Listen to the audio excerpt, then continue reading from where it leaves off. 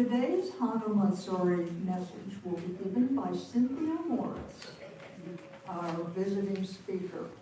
Cynthia Kimoto Morris was born and raised in Hilo, Hawaii.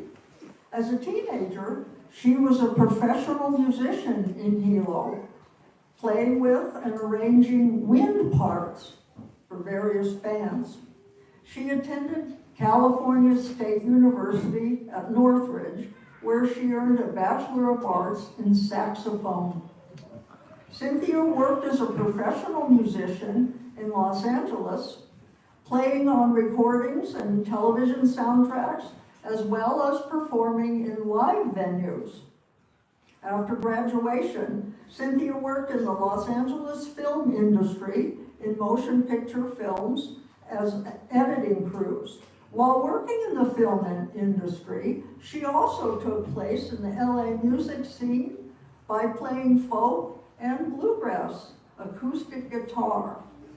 In 2010, Cynthia enrolled in graduate studies at the University of California at Santa Cruz, where she earned her master's degree in musicology. Her research included a wide variety of papers, one on Nicola Vincentino's microtonal tunings, licensing in global pop music, and protest music of 19th century Hawaii. Her master's thesis was on the prison songs of Liliuokalani. Cynthia moved back to the Big Island in 2018 and once again calls Hilo her home. Her upcoming projects include a musical theater piece on Liliuokalani's imprisonment. She is a member of the American Musicological Society, the Society for Ethnomusicology, and the International Council for Traditional Music and Dance. I'm very proud to present Cynthia Morris.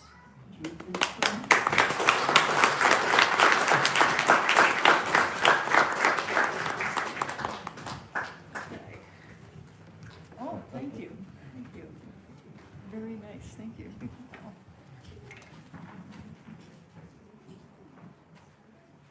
Hello.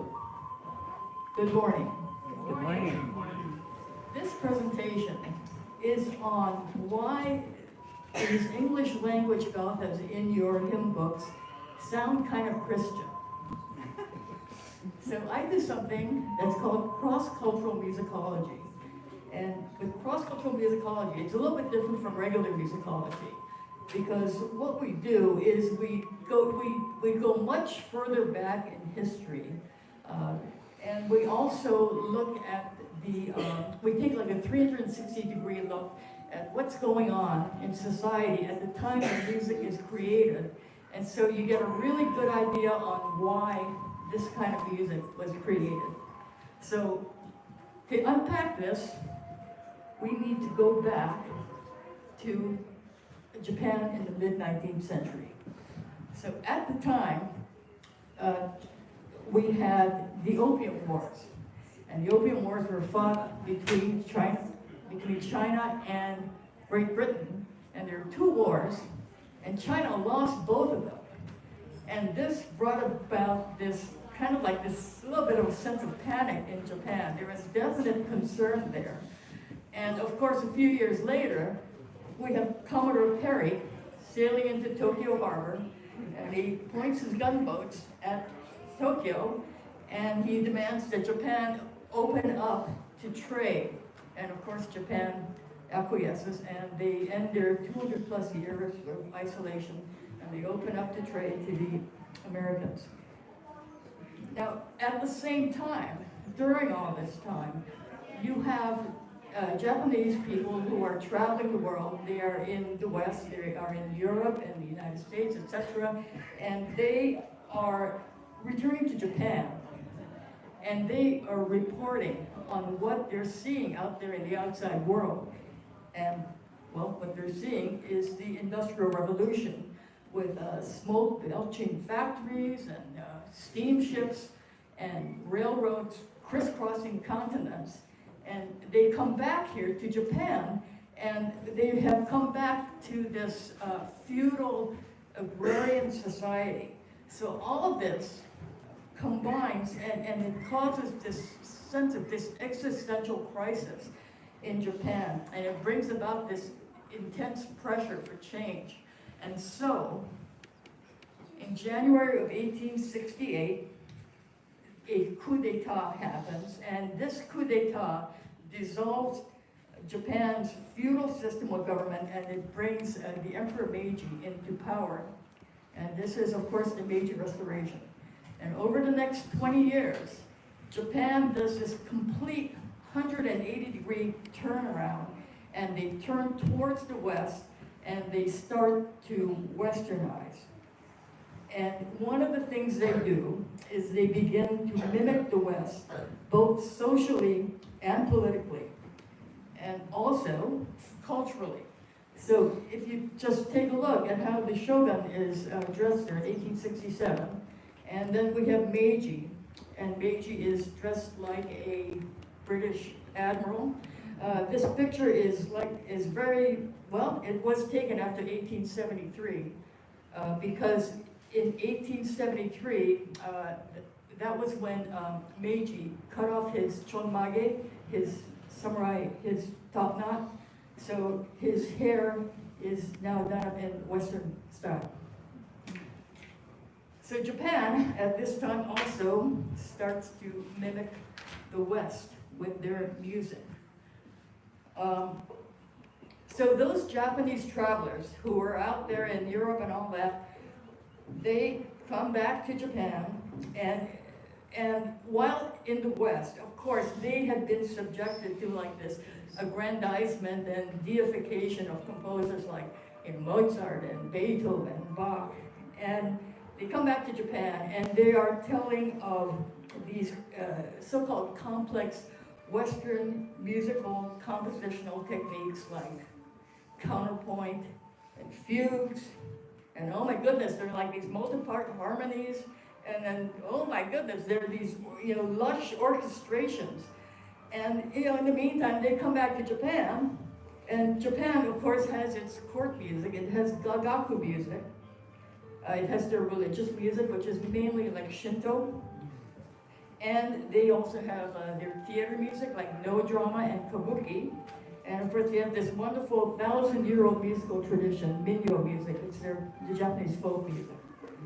So all of this combined gives the Japanese this sort of like this inferiority complex. They view themselves as culturally primitive and inferior.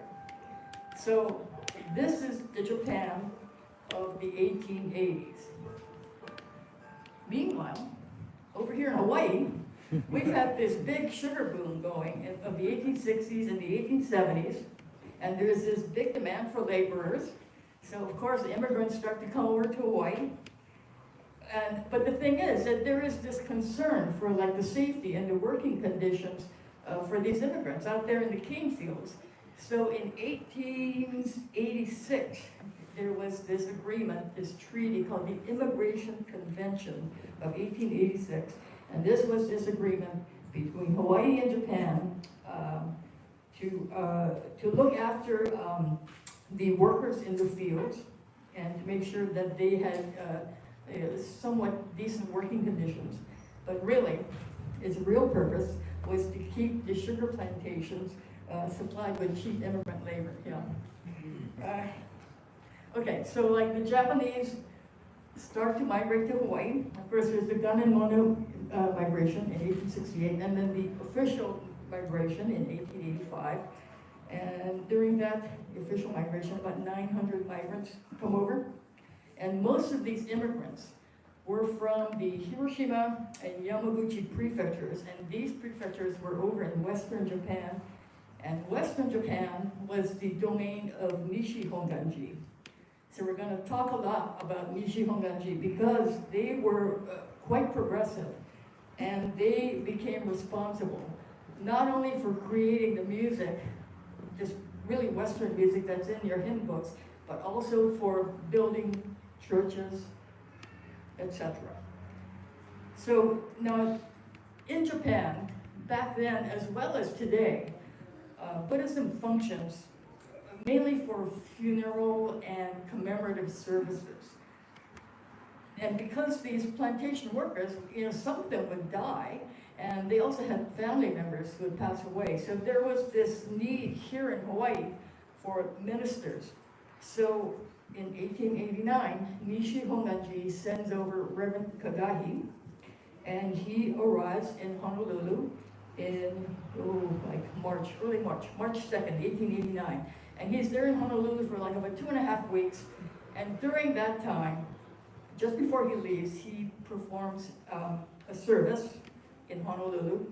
And what's interesting to somebody like me is that service consisted mainly of sutras that were chanted in Sino-Japanese. So no hymns or anything, okay? So after that service, Reverend Kagahi went over to Hilo. So why Hilo? It's at the time, the sugar plantations had been established mainly on Kauai and here on Hawaii Island. So he came over to Hilo, and when he got there, he leased a piece of land at the corner of Front Street and Punahou. And just so you know, Front Street isn't there anymore because it was taken up by the tsunamis. But if you know where the Mohio Park Bandstand is, it was kind of like right over there. So he leases this piece of land, and he gets a bunch of the plantation workers in the area to come by and to help build this church or temple. And this was the first Honganji, built in 1889. And after this was completed, Reverend Kagahi went back to Japan and to report on his progress and to try and get more funding and more ministers to come to Hawaii. And so in 1897 and 1898, Nishi Honganji sent over 2 more ministers, and they built this church in Honolulu on Fort Lane. And seeing that both Hawaii and the United States were dominated by Protestant Christianity, Honganji decides to model themselves on that religion. So, for instance, they purchased the land that they built their churches on, and of course, churches and not temples are built. And they adopt bylaws and charters of incorporation. Pews and lecterns are installed, and they make up this new liturgy that mimics Christian services. And because the plantation workers are working like 6 days a week and they only have Sundays off, they have Sunday services, and they start Sunday school, and they start to sing gathas. So their intent here was to camouflage themselves in Christianity to help the immigrants adapt to this foreign land. So in 1899, Reverend Imamura arrives in Honolulu, and he would eventually become the second bishop of Honpa Honganji, and he would become the most influential Buddhist minister in Hawaii. So Imamura believed that Buddhism could fit in well with the political system of the United States and also work well with democracy. And so in the 1920 plantation strike, Imamura advocated for the workers. But unfortunately, Honganji's support for these workers angered the plantation bosses. And so this led to attacks on the Japanese as well as on Buddhism and Japanese language newspapers and Japanese language schools. So the immigrants that had come to Hawaii, they generally did not speak English. They did learn a second language when they came here, but that second language was Hawaiian. Because in your daily life, you were dealing with and speaking with the Hawaiians, and English was the language of the plantation and the haimakamaka, the plantation bosses. So like, you had no business talking to them. So one of Imamura's challenges was that the immigrants and their children were converting to Christianity because the Christian churches were offering English lessons. So in September of 1921, Reverend Imamura went over to Hilo to meet with Ernest and Dorothy Hunt. Now, the Hunts were from England, and Ernest, while preparing for ordination as an Anglican priest, decided that he would convert to Buddhism. So he converted to Buddhism, and in 1915, Ernest and Dorothy went across the pond to the United States, and they found out that Hawaii was a place where Buddhism was really dominant in society. So they made their way over here, and Ernest got a job at a plantation up in Kohala. And they were up in Kohala for a little while, and then they moved down to the Hilo area. So that while they were in Hilo, they were like kind of teaching Buddhism and like teaching English and stuff. So Reverend Imamura comes to Hilo, he recruits the Hunts to go back to Honolulu and join up with the Betsuan over there and start English schools. And so they did. They moved over to Honolulu. And after moving to Honolulu, the Hunts became, they worked to compile a hymnal with the help of another composer named A.R. Zorn. And this hymnal was called the Varimeko. Varimeko means go with me. And of course, this is the second edition, 1926. The first edition was actually printed in Hilo in 1924. And I couldn't find that one. This is the only one I could find. The hymns in this book reflect Ernest Hunt's view on Buddhism. And the thing is that he was not a believer in Pure Land, which is the Honganji brand of Buddhism. He followed Theravada Buddhism. And Theravada focuses on individual enlightenment through personal effort and meditation. And so because of this, these songs that are in this hymnal have non-sectarian themes. They're basically fundamental Indian Buddhism themed songs. But they use the imagery of Christianity, which is inserted into hymns that have the harmonic and melodic sensibilities of the West. So when asked to assemble this hymnal, the Hunts drew on what was familiar to them. So many of the songs in this Varimeko reflect popular Christian sentiment of the time. So with these songs, for instance, some of the songs elevate and deify the Buddha or Shinran by referring to them as Lord Buddha or Saint Shinran. Shinran, by the way, was the founder of the Jodo Shinshu sect. He was the founder of the Honganji sect of Buddhism. And many of the songs also use war imagery. And this war imagery is used to depict like the Buddhist religion. So these ideas were the product of something called Protestant triumphalism, which is the attitude that the Christian God's ideology is inherently superior to all others, and that God has commissioned a culture war, which he has sent his flock to win.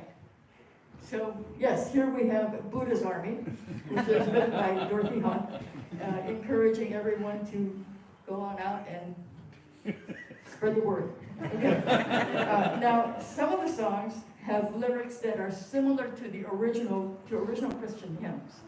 In other words, they have found hymns in the Protestant hymn book, and they've like sort of brought them over, and some of them they've kind of changed the melody a bit, so they're similar to some of the hymns in the Protestant hymn book.